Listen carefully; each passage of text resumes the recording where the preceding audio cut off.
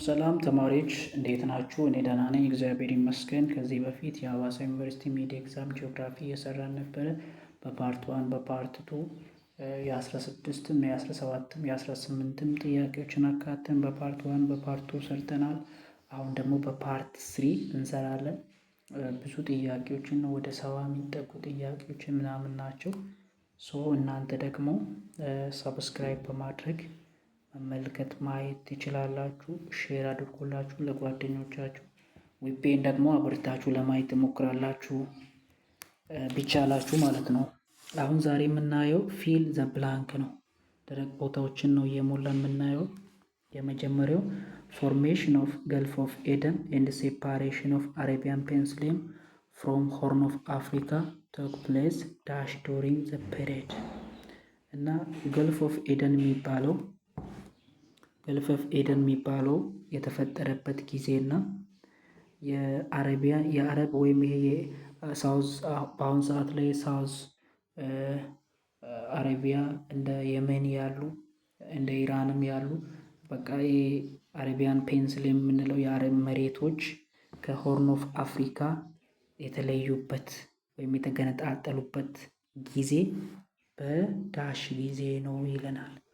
መልሱ በተርሸሪ ጊዜ ነው። በተርሸሪ ጊዜ ላይ ወይም በሴኖዞይክ ኢራ ጊዜ በኢንቴንሲቭ እና ቴክቶኒክ ወይም በቮልካኖ አክቲቪቲዎች ምክንያት በዚህ ኤሪያ ላይ እንደዚህ አይነት ነገሮች ተፈጥሯል ማለት ነው። በተርሸሪ ጊዜ ላይ ገልፍ ኦፍ ኤደን ፎርም ሆኗል። የአረቢያን ፔኒንሱላ ወይም የአረብ መሬት ከአፍሪካ የተገነጠለበት ጊዜ በየትኛው ጊዜ ነው ይላል? ተርሸሪ ፔሪድ ላይ ነው ይለናል ማለት ነው። ተርሸሪ ፔሪድ ደግሞ በሴዞኒክ ኢራ ውስጥ የሚገኝ ነው። ሁለተኛው ጥያቄ ኮሌክቲቭ ፕሮሰስ ኦፍ ዌዘሪንግ ማስ ሙቭመንት ኢሮሽን ኢዝ ዳስ። የሆነ ነገሮች ሲፈራረሱ፣ ለምሳሌ የሆነ አለት አለ። አለቱን ቀን ፀሐይ ሲመታው፣ የሆነ ጊዜ ዝናብ ሲያገኙ፣ ንፋስ ሲያገኙ፣ ባክቴሪያዎች ደግሞ እየገቡ የተለያዩ ብሬክዳውን ሲያደርጉት ዌዘሪንግ ይፈጠራል፣ ይፈረካከሳል። ያ የተፈረካከሰው ነገሮች ፕሮሰስ ምንድን ነው? ማሲቭ ሙቭመንት የሆነ ነገር በጎርፍ በተለያዩ ነገሮች ከአንድ ቦታ ወደ ሌላ ቦታ ሲፈጠር፣ ኢሮዥን ሲፈጠር፣ ይሄ ሙቭመንት ይሄ ፕሮሰስ ምን ተብሎ ይጠራል ነው? መልሱ ምንድን ነው? ዴኑዴሽን ነው። ዴኑዴሽን ማለት ኦቨር ተርም ነው። የሆነ ተርም ነው። የሆነ ፕሮሰስን ለማሳየት የተጠቀምነው ተርም ነው። ያም ዌር ዳውን ሲሆን ሪሙቭ ማቴሪያል ፍሮም ኤርዝ ሰርፌስ ከመሬት ከውጫዊ ክፍል የተለያዩ ማቴሪያሎች ሪሙቭ ሲሆኑ፣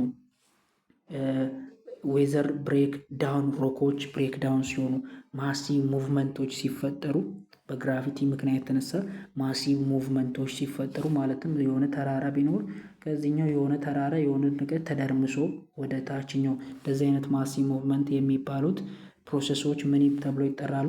ዴኑዴሽን ይባላል ማለት ነው። ኦኬ ሌላኛው ደግሞ ዋይደስት ኤንድ ላርጀስት ፓርት ኦፍ ሪፍት ቫሊ። በሪፍት ቫሊ ውስጥ ላይ ይህን ኢትዮጵያ ነው ብላችሁ የኢትዮጵያ ካርታን ብላችሁ ብትወስዱ ሪፍት ቫሊ አይ ቲንክ እንደዚህ አይነት ነገር ነው። ከዚህኛው ከኢትዮጵያ ፓርት ወደ ዌስት ኢትዮጵያ ፓርት ነው። ከኢስት ኢትዮጵያ ፓርት አንስቶ እና በዚህ ሪፍት ቫሊው ላይ ሰፊው ክፍል ይሄኛው ሰፊው ክፍል ምን ተብሎ ይጠራል ነው? ምን ተብሎ ነው የሚጠራው? መልሱ አፋር ትራያንግል ተብሎ ይጠራል። አፋር ትራያንግል የሚገኘው በኖርዘርን ሞስት ፓርት ኦፍ ግሬት ሪፍት ቫሊው ነው።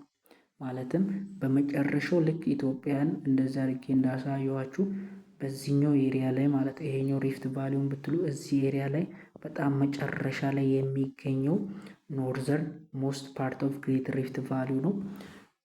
ይሄኛው ደግሞ ምን ተብሎ ይጠራል? ዋይደስት ፓርቱ ነው። ዋይደስት እና ላርጀስት ፓርት ኦፍ ሪፍት ቫሊው አፋር ትራያንግል ተብሎ ይጠራል ማለት ነው።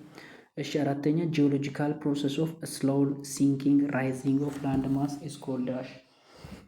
አንድ መሬት የሆነ ቦታ ላይ ገባ ወጣ ገባ ወጣ ገባ ወጣ ፎርሜሽን ሲከሰት ይሄ ፕሮሰስ ምን ተብሎ ይጠራል ነው? ምን ይባላል?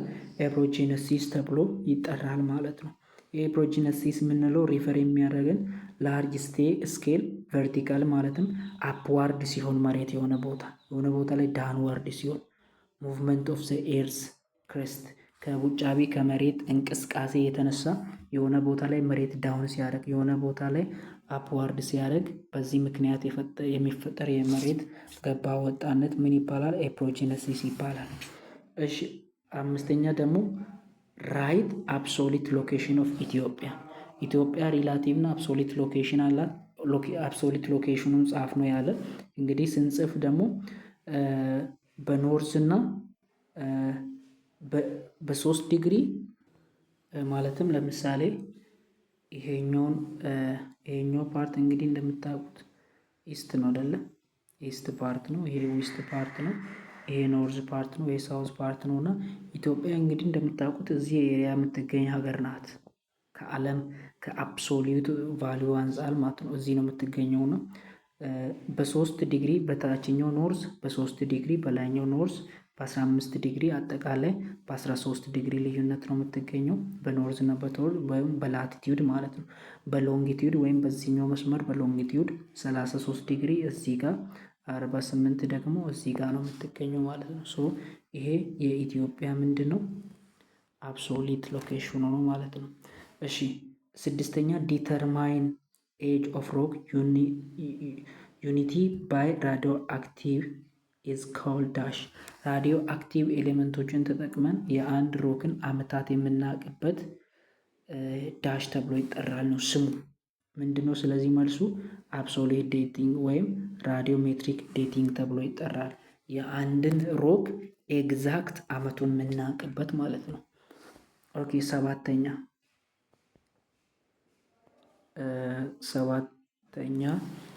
ፓሎዜኒክ ኢራ ሜጀር ጂኦሎጂካል ፕሮሰስ ወዝ ዳሽ። በፓሎዜኒክ ኢራ የተካሄደው ሜጀር ፕሮሰስ ምንድን ነው? ስለዚህ ምን ነበር የተካሄደው? ዴኑዴሽን እና ፔንፕላኔሽን ነበር የተካሄደው።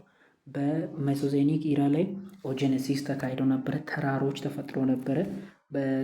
ያ ተራሮች ደግሞ የተፈጠሩት የፔሪካምባሪያ ኢራዎች ሊያልቁ መጨረሻ አካባቢ ላይ ዴኑዴሽን ተከስቶ ነበረ። ሶ በፔሪካምባሪያ ቀጥሎ የሚመጣው ፓሎዜኒክ ኢራ ስለሆነ ልክ ፓሎዜኒክ ኢራ ሲገባ በፔሪካምባሪያ ላይ ቆሞ የነበረው ዴኑዴሽን ተከሰተ ማለት ነው። ዴኑዴሽን ሲከሰት ወይም ይሄ የአፈር እንደ ኢሮዥን እንደ ዌዘሪንግ ዳውን ይሄ የተከመሩ አፈሮች ምናምን እየተናዱ ሲሄዱ ያ ቦታ ምን ፈጠረ? ሜዳማ ከፍ ያሉ ሜዳማዎችን ፈጠረ። ፔንፕላኔሽኖችን ማለት ነው። ሶ ዲስ ኢዝ ዘ ሜጀር ኤቨንትስ ኦፍ ፓሎዜኒክ ኢራ ማለት ነው። ሶስተኛ ሊስት 3 ታይፕስ ኦፍ ሮክ ፎርሚድ ዱሪንግ ሜሶዜኒክ ኢራ። በሜሶዜኒክ ኢራ የተከሰቱትን 3ቱን አለቶችን ጥቀስ ነው እንግዲህ ሊስት አድርግ ነው። እንግዲህ 3 ናቸው። አንደኛ አድግራት ስቶን ይባላል። ሁለተኛ ኢንታቶ ሊምስቶን ይባላል። ሶስተኛ አፐር ስቶን ይባላል ማለት ነው። እና ኤክስፕላኔሽን ከመስጠት አንጻር ሜሶዜኒክ ኢራ ሰው ሜጀር ሚነራል ትራንስግሬሽን በመሬን ትራንስግሬሽን ምክንያት የተነሳ ወይም የውሃ መጠን ከፍ እያለ የምኑን መጠን የመሬቱን ፓርት እየዋጠ ሲሄድ ምኖች ተፈጥሮ ነበረ። የተለያዩ ጎርፎች ምናምን ኢትዮጵያ ላይ ተከስቶ ነበረ። በዛ ምክንያት የተነሳ ምኖች ተፈጥረዋል፣ ሮኮች ተፈጥረዋል። እነዚያ ሮኮች ደግሞ በ3 ይከፈላሉ። እነሱም አዲግራት ሳንድስቶን፣ ኤንታቶ ሊምስቶን እና አፐር ሳንድስቶን ተብሎ ይጠራሉ ማለት ነው። እሺ 9ኛ ፎር ኤቪደንስ ሳፖርት ኮንቲኔንታል ድሪፍት ቲዮሪ። ኮንቲኔንታል ድሪፍት ቲዮሪ ማለት አሁን ያለችው 7ቱም አህጉራት እንደዚህ 7 ከመሆናቸው በፊት የሆነ ጊዜ የተጣበቁ አንድ ነበሩ ለሚለው ቲዮሪ 4 መረጃ አቅርብ ነው የሚለው። ስለዚህ ይሄ ኮንቲኔንታል ድሪፍት ቲዮሪ አሁን ያለችው 7ቱም አህጉራት ከዚህ በፊት አንድ ነበረች የሚል ነው። ሶ ይሄ ነገር ልክና ልክ እንዳልሆነ ልክ እንደሆነ 4 መረጃ አቅርብ ነው የሚለው። እንግዲህ ጂኦግራፊ ላይ 4ቱም ኤቪደንሶች ብለው ያስቀምጡታል ለሞጁል ላይ። አንደኛው ፊት ኦፍ ኮንቲኒቲ 7ቱንም አህጉራት ብታገጣጥሟቸው አንዱ ከሌላው ጋር ፊት ያደርጋል።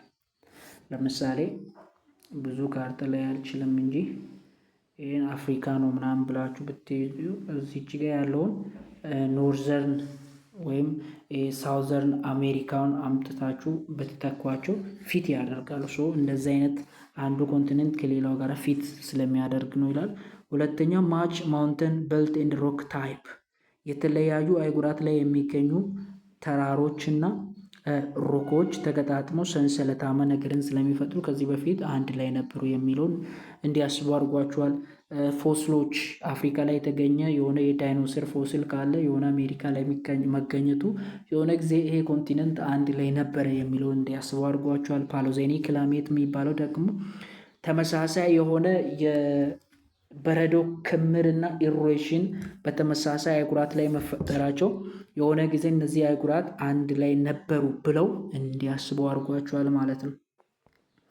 ኦኬ አሁን ደግሞ ወደ መጨረሻው ክፍል እንሄዳለን። 10ኛ ሊስት ቱ አድቫንቴጅ ኦፍ ላርጅ ሳይዝ ካውንትሪ የሆነች ሀገር ትልቅ ማስ ወይም ትልቅ ኤሪያ ከመኖሯ የተነሳ ጥቅሟ ምንድን ነው? አንደኛ ጥቅሟ ፕሮሰስ ዳይቨርስ አግሮ ኢኮሎጂካል ዞን የተለያየ የእርሻ መሬት ሊሆን ይችላል፣ ፕላንት ሊሆን ይችላል፣ አኒማል ሊሆን ይችላል። የተለያየ ብቻ ባዮሎጂካል የሆኑ ነገሮች ዳይቨርሲፋይድ የሆኑ ፕላንት ይኖራታል። ዳይቨርሲፋይድ የሆነ አልማን ይኖራታል። ዳይቨርሲፋይድ የሆነ የእርሻ ስርዓት እነዚህ ይኖራታል። ዲስ ኢዝ አድቫንቴጅ ኦፍ ላርጅ ሳይዝ መሆናቸው ነው ሀገራቶች። ሁለተኛ ደግሞ ቫሪ ኦፍ ናቹራል ሪሶርስ የተለያየ ናቹራል ሪሶርስ ይኖራታል። ሶ ይሄኛው ሁለቱም ጥቅም ነው። ሌላኛው 11ኛ ደግሞ ዲስአድቫንቴጁን ንገር። አንድ ሀገር ትልቅ ከመሆኗ የተነሳ ዲስአድቫንቴጁ ምንድን ነው ይላል። ሶ ዲስአድቫንቴጁ ዲማንድ ግሬት ካፒታል ፎር ኢንፍራስትራክቸሪንግ። ሶ ለኢንፍራስትራክቸሪንግ የሆነ ኢንፍራስትራክቸሪንግ ለመፍጠር የተለያዩ ግንባታዎችን ለመፍጠር ምን ያስፈልጋል? በጣም ትልቅ ገንዘብ ያስፈልጋል። አሁን ለምሳሌ እንትንን ምንድን ነው ራሽያን አይታችሁ ከሆነ ሰፊ ነው ላንድ ማርሷ እና ይሄኛው ሰፊ የሆነውን ሀገር የተለያዩ ፎቆችን፣ ከተማዎችን፣ ሮዶችን ከመስራት ይልቅ ሲምፕል የሚሆነው ትንንሽ ሀገራትን ወደ ከተማ መቀየር ነው። ሶ ከዛ አንጻር it is more difficult for infrastructuring 11ኛው ዲስአድቫንቴጅ ኦፍ ላርጅ ሳይዝ ካውንትሪ የመሆናቸው በጣም አስቸጋሪ ነው ለኢፌክቲቭ አድሚኒስትሬሽን። ለምሳሌ አንድ ሀገር ኢትዮጵያ ቺናት ብላችሁ እሱን ብታደርጉ የሆነ ሀገር ደግሞ ራሽያ አይ ቲንክ እንደ ቺ የምታክል ናት ብላችሁ ብታስቡ ይህን ሀገር መምራት እና ይህን ሀገር መምራት እኩል አይደለም። ይህን ሀገር የሚመራ ሰው የሆነ ነገር ሀፐን ቢሆን ሚሊተሪ ፓወር ቶሎ ይደርሳል። በቃ ኢፌክቲቭ የሆነ አድሚኒስትሬሽን ይኖራል። እዚህ ጋር ደግሞ ኢፌክቲቭ የሆነ አድሚኒስትሬሽን አይኖርም ማለት ነው። ዲስ ኢዝ ኦል አባውት ሚድ ኤግዛም ኦፍ ሀዋሳ ዩኒቨርሲቲ ስለ 16፣ 17፣ 18ንም ያጠቃለልን ፋይናል ስንሰራችሁ ደግሞ እንዲደርስላችሁ ጀስት ዩ ሃቭ ቱ ሰብስክራይብ ኢት። መልካም ጊዜ